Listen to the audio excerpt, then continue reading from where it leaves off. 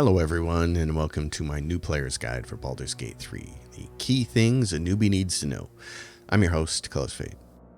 Baldur's Gate 3 has been out for almost a month now, and I've noticed some players and streamers especially are still missing out on a few of the game's more helpful features.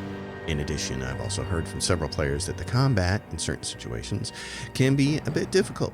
So I thought what I'd do is put together a quick video to cover some of the game's quality of life features the players should be taking advantage of, and cover some of the tactics that can help make many of the game's combat situations quite a bit easier. The first thing I want to cover is inventory. Inventory management in Baldur's Gate 3 can be a bit of a burden due to the sheer amount of loot the player can acquire. But there are several features built into the user interface that can make many of the inventory management scenarios a bit more manageable. For starters, there is a search bar. Players should take advantage of this to find specific items. For instance, I use it all the time to find potions of animal speaking. It's a very handy feature. In addition, there is this button next to the search bar that allows you to sort your inventory. There are several different sort options, the most useful of which I find to be the sort by latest, allowing you to see the most recent item you acquired in the top left inventory slot. This is extremely useful for finding items after an NPC has given you something or after you've acquired an item through a quest. By default, these items are placed in your inventory in the first available free location. However, the first open slot may be smack dab in the middle of your inventory screen, making it difficult for you to find the item you just received. And thankfully, this sort option makes finding such items much easier. The next thing I want to point out is that if you're playing on a PC with a mouse and a keyboard, then you can control left click to select several items and either move them to a bag or send them to camp or send them to another party member. You can also use shift instead of control to select several items that are adjacent to each other. This basically works like any word processing or spreadsheet software you're already familiar with. And I should also note, you can do this when looting containers too. So for instance, if you want a particular character to carry all the spells, you can quickly select them all and give them to that character in one go, instead of one spell at a time. This multi-select feature can make it a breeze to move a lot of items around, and it's why I highly recommend using a mouse and keyboard to play the game instead of a controller. Another inventory feature that I see a lot of people overlooking is the wares feature. Whenever you loot items, you have an option to add them to wares. What this does is flag the item as belonging to your wares category, and it puts this handy icon over the top of the item. Wares can be sold all at once to vendors with a single button click. All you have to do is switch from barter to trade, then go along the top and find the wares category, and you can click this and instantly sell all your wares in one go. So if you're looting items that you know you don't want to actually use, but you only want to sell, then use the multi-select trick with the keyboard and the mouse to select all the items and add them to your wares. Then you can quickly sell them later. Finally, a note on specific inventory items. CRPGs have trained us all for decades to hold on to things like gems and ingots for crafting. However, these items are nothing more than vendor fodder in Baldur's Gate 3. They are meant to be sold. Now, I'm sure someone is going to mention in the comments that if you Google Baldur's Gate 3 ingots, you will see an article that references a workbench you can acquire in your camp in Act 3 that allows you to use the silver ingots to upgrade your gear. This article is a complete fabrication. Do not worry, you are free to sell your ingots. This workbench doesn't exist. So ingots, gems, they serve no other purpose, they're just coin. Moving on to the user interface, I want to point out two key features that may not be apparent right away.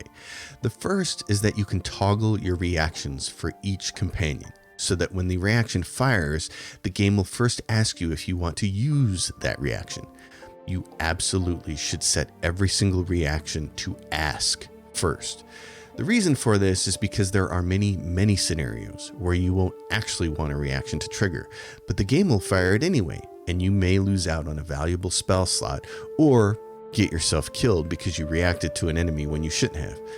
In some cases, multiple party members will have similar reactions fire on a given event, and you want the chance to determine which reaction to use out of the bunch, if any. So take a minute and ensure every single reaction is checkmarked to ask first. Likewise, characters will occasionally acquire new skills that can be toggled on or off. One of the most common ones is Great Weapon Master. This skill allows a character to take a -5 penalty to their attack roll to gain a +10 in damage. However, that -5 penalty is huge in a lot of cases, and it will flat out make you miss a lot of enemies. It really is a skill that should only be used when your chance of hitting an enemy is already very high. When you first acquire this ability, you may notice that all of a sudden you aren't hitting enemies nearly as often as you once were. How come I suck? Well, that's because this ability is turned on by default. Thus, you are taking a -5 penalty to hit on every single weapon attack. What you need to do is go into your character screen and drag and drop this ability to your hotbar because it will not show up automatically. This way, you can manually turn it on or off as needed. This goes for any other ability like this. If you have the power to toggle an ability on or off, drag it to your hotbar and use it wisely. Now to combat tactics. Many players have complained that the combat in Baldur's Gate can be difficult, even unfair at times, and this being a Larian game, that can be somewhat true. However, in a lot of cases, the combat encounters can be made far easier by taking advantage of a few tactics. It's common knowledge that throughout the game you'll find various barrels that can be used to augment your combat scenario. Some of these barrels contain flammable substances, and others simply blow up at the touch of a flame. But what some people may not realize is that you can also pick these barrels up and use them at a later point in time. You're not stuck just using them where they are. During combat, it costs no actions to place a barrel on the ground. In fact, you can place more than one. Granted, the barrels are heavy and often only certain characters with enough strength can carry one or more. However, these barrels can tip the scale in a lot of combat encounters. By having one character place a bunch of barrels and then move away, and having a second character ignite them, you can do quite a bit of damage to a bunch of enemies. And this trick ties into another game feature that players shouldn't overlook. It costs nothing to pass items from one character to another during combat. This means you can not only freely pass barrels to another character strategically positioned in a fight, but you can also pass healing potions from one person to another, or spells. So if you're worried about making sure that each character has their own healing potion supply, don't be. Items can be passed back and forth for complete free cost. The only thing that actually costs an action is equipping or unequipping an item or weapon. So if you just want to pass healing potions or barrels around, feel free. Another thing that's really useful, especially before entering combat, is separating party members. Party companions can be dragged away and unhooked from the party. Or if you're playing on PC with a mouse and keyboard, hitting the G key will unhook everyone at once. Then, your party members can be moved without the rest of the party following along, allowing you to strategically place them before ambushing an enemy. So don't overlook this feature. Separate your party members. It'll make your life a lot better before a fight breaks out. Finally, I want to talk about approach vectors. There are times during Baldur's Gate 3 where taking the obvious approach can put the player in a really bad position. Take this guy here, Yergir. If the player just waltzes into his lair, they'll end up at a serious disadvantage. The enemy will not only be surrounding the party, but they'll be elevated, giving every single one of these guys an advantage on their ranged shots. This is very bad. However, there is an alternate path into this character's lair that will allow the player's party to ambush him instead. With the help of some ranged spells that create difficult terrain and darkness, the player's party has a much better chance to whittle down this massive enemy force. And this is the case with a lot of encounters in the game. If you find yourself overwhelmed, try approaching the encounter from a different angle.